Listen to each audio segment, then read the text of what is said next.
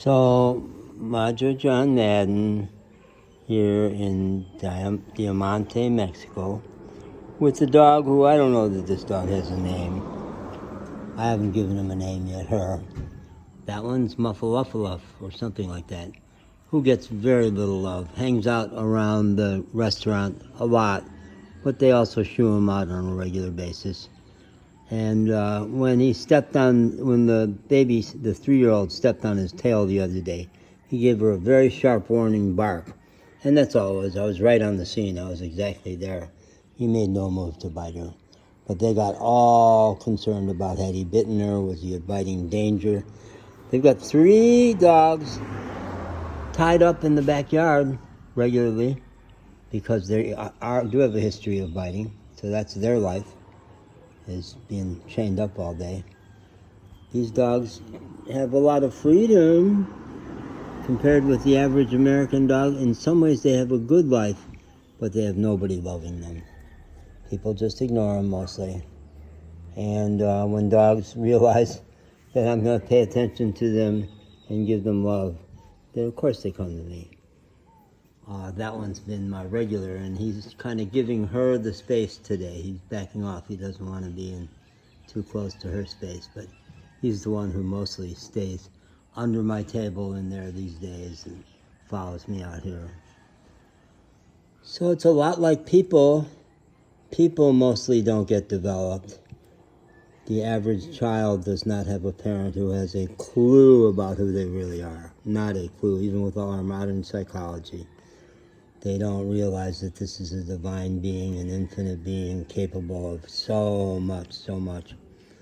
My brother did really a pretty good job of telling his daughters how beautiful and wonderful they were and that they were capable of a lot. Thank God they needed that, because their mother was a nervous, Nelly, negative, very negative person who specialized in raining on your parade, telling you all the reasons why something wouldn't work. And he gave them the go for it message.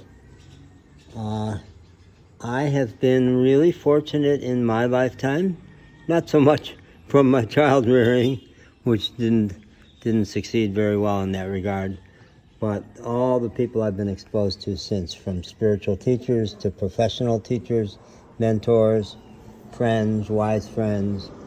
I could go on easily for 24 hours. I could talk nonstop for 24 hours about all the people who have come into my life to develop me, who saw me. There's an African tribe that the first thing they say to each other in the morning is, "I see you." Not hello, not any of that, I see you.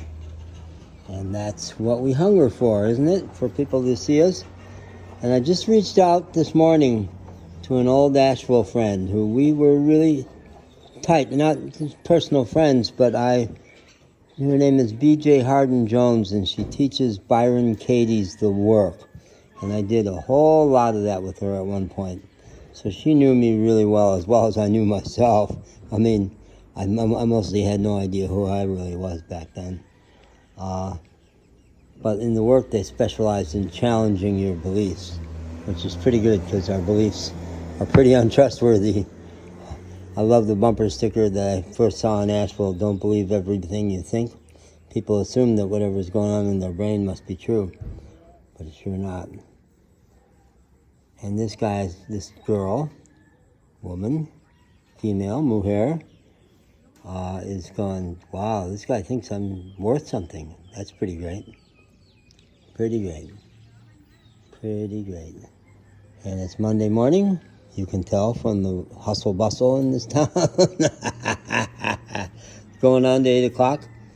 Going on to 7 o'clock. My watch is still on some other time zone. Almost 7 o'clock, and there's the local police. There are municipal police around here. But they wave and know people by name. They kind of do community policing.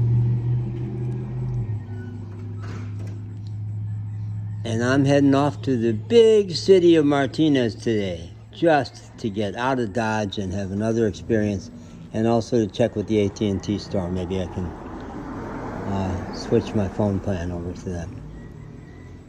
So, thank you. You've heard the roosters in the background, and the restaurant has not come to life at somewhere around 7:30, either Marissa or Sarah will show up and start getting ready to open the restaurant. All right, bye.